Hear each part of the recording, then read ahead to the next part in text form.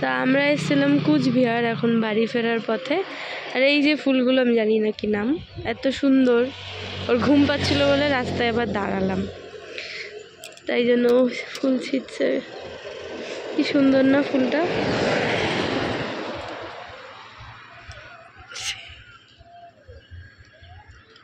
এটা কেমন করে যে এটা গাছ হয়? ডাল নিলে কি গাছ হবে? একটা ডাল নিয়ে নাও না, ট্রাই করবো। না, ফুল থেকে হবে না, কি খালি আর কি মারো।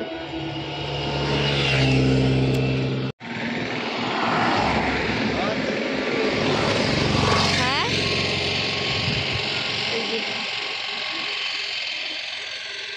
বললাম না একটা ডাল নাও। দেখো কি সুন্দর হলুদ হলুদ পাউডার পাউডার পাউডার। ফুলের মতো সৌন্দর্য আর কিছুতে হয় বলে মনে হয় না, তাই না বলো? কি অদ্ভুত সুন্দর।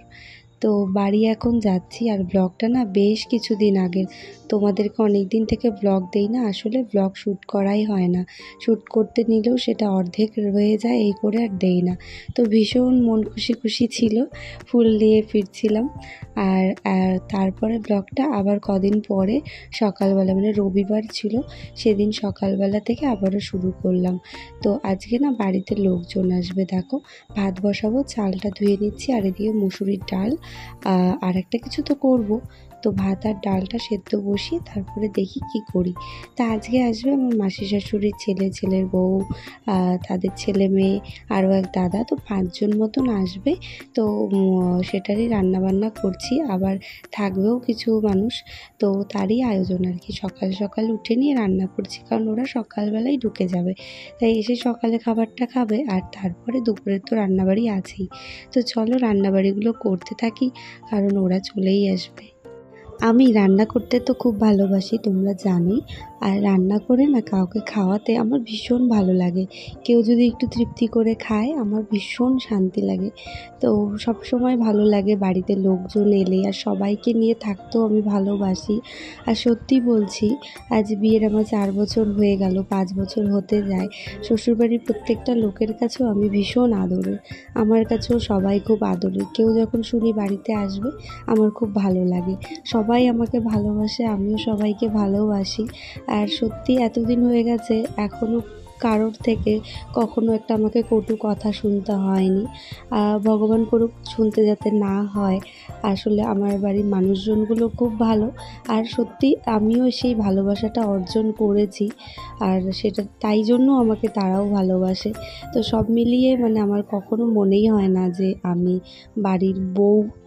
সবার আগে আমার মনে হয় যে আমি বোধহয় মেয়ে, কারণ আমার এই যাদের কথা বলছি যারা আসবে, তো কখনো সেখানে গিয়ে খুব ভালোভাবে ব্লগ করা হয়নি, তাই তোমাদের সাথেও শেয়ার করা হয় না। আমার ওই মাসি শাশুড়ির বাড়িতে গেলে না আমার সব সময় মনে হয় যে আমি ওই বাড়িরই ছোটো মেয়ে, আর সত্যি সবাই আমাকে ওইভাবেই দেখে। আমার কোনো দিনও মনে হলো না আজ অবধি যে আমি ছেলের বউ, সেই বাড়িতে আর কি বউ হয়ে গেছি বা কিছু, কখনো মনে হলো না। সবসময় আমার মানে আমি ওই বাড়ির ছোটো মেয়ে, সবার আদরের ছোটো বোন, সবাই ভীষণ আগলে রাখে, আদর করে, খুব ভালোবাসে আমাকে। আর এই ভালোবাসার জন্য নজরও না লাগে, ভালো যাতে থাকতে পারি সবাইকে নিয়ে, এইটুকুই চাই, আর কি আছে জীবনে বলো। তো দেখো তারপর সন্ধেবেলায় টিভি দেখছিলাম, মানে ওই ওয়েব সিরিজ দেখছিলাম আমরা সবাই মিলে। আর তোমার দাদা ভাইয়ের শয়তানি কি বলি। তারপরের দিন সকালবেলা এই যে দেখো, এরা সম্পর্কে আমার ভাস্তাভাস্তি হয়, কিন্তু আমাকে ওরা মামি ডাকে, মানে ওই ভাগ্না ভাগ্নি।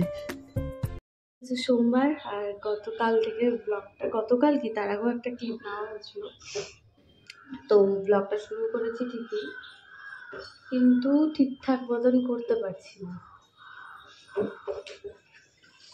আজকে হচ্ছে সোমবার, আর এখন ওই সকাল 12টা বাজে, পাক্কা ঘড়িতে 12টা বাজে। এখন ঘর দুয়ার পুরো পরিষ্কার করে নিয়ে গুছিয়ে এখন ঘরটা মুছছি, জামাকাপড় কাচা হচ্ছে, ঘর মুছছি। আর ওদিকে রান্না দেখো, এই যে রান্না মানে গ্যাসটা অন করে আসলাম, আর রান্না করবো হচ্ছে ঢেঁকি শাক ভাজা, লতি, আর হচ্ছে এঁচড় করবো আর কি, কাঁঠাল, আর করবো, আর ছানার তরকারি। এই হচ্ছে রান্না। এই কড়াই বোধহয় জল পড়েছে, ফোটা শুরু হয়েছে। আর ছোদ্দারা এসছে, তো কালকে ছোদ্দা চলে গেছে, কিন্তু আমার যা আর হচ্ছে 2 ছেলে মেয়ে ওরা আছে।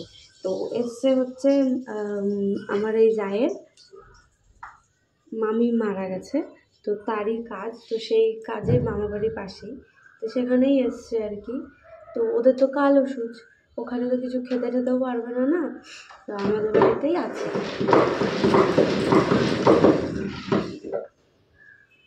তো সবাই মিলে এসছে, এখানেই আছে, আর লোকজন থাকলে বাড়িতে ভালোও লাগে। তো ওরা এখন ওই বাড়িতে গেল, আর আমি এখন ঘর দর পরিষ্কার করে রান্না বান্নাটা করবো।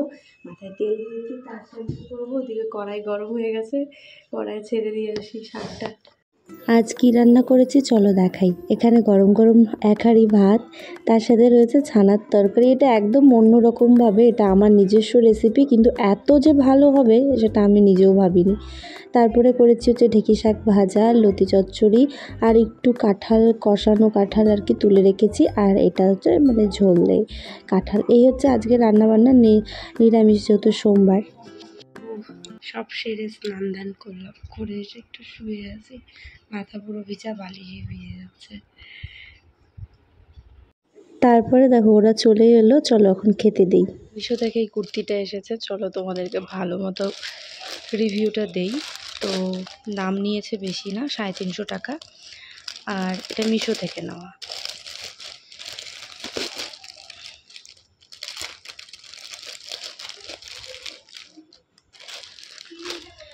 এরকম দেখো গলায় কাজ করা ভিনেকের ওপরে আবার এখানে এইভাবে একটু আবার মানে এই জায়গাটাতেও কাজ করা আছে, এইভাবে দেখো গলাটা। আর কাপড়ের কোয়ালিটিটাও ভালো, পিওর কটন না, ওই লেলিন কাপড় টাইপেরই মনে হচ্ছে, যদিও কাপড় খুব ভালো চিনি না, বাট হ্যাঁ এটুকু বলতে পারি কাপড়টা খারাপ না, টাকা হিসেবে ভালো আছে। আর সঙ্গে একটা প্যান্ট, মানে এটা টু পিস সেট, দেখো এই যে প্যান্টটা, আর হচ্ছে এই হলো কুর্তিটা। কালারটাও কিন্তু ভীষণ সুন্দর। এটার আর একটা অপশান রয়েছে পিঙ্ক কালার, মানে এই গ্রিনের জায়গায়, সি গ্রিনের জায়গায় আর কি পিঙ্ক কালার হবে, ওটাও খুব ভালো সুন্দর লাগছিলো, বাট ওটার থেকে না এটা একটু আনকমন মনে হচ্ছিলো এই কালারটা। তো দেখো কুর্তিটা ভালোই এসছে, তোমরা কিন্তু চাইলে নিতে পারো। আর আমি কুর্তিটা খুলে খুব ভালোভাবে রিভিউ দেব, সেটা আমি আমার ফেসবুকে দেব। তো আমার ফেসবুক প্রোফাইল হচ্ছে চয়নিকা সাহা পোদ্দার, এই নামেই আছে, তোমরা আমাকে ওখানে গিয়ে ফলো করতে পারো, তাহলে এরকম অনেক ভিডিও তোমরা দেখতে পারবে। তো ভালোই এসছে, আর তোমাদের যদি লাগে মনে হয় নেবে, তাহলে আমাকে কমেন্ট করতে পারো, আমি তোমাদেরকে প্রোডাক্ট কোডটা আর কি দিয়ে দেবো। বা এখান থেকেও তোমরা স্ক্রিনশট মেরে কিন্তু ইয়ে করতে পারো, মিশোতে গিয়ে সার্চ করতে পারো, আশা করছি তোমরা পেয়ে যাবে। ভালো এসছে কুর্তিটা। চলো ভিডিওটা এখানেই শেষ করি, দেখা হবে আবারও পরের ভিডিওতে। ভালো থেকো, সুস্থ থেকো, সাবধানে থেকো, টাটা।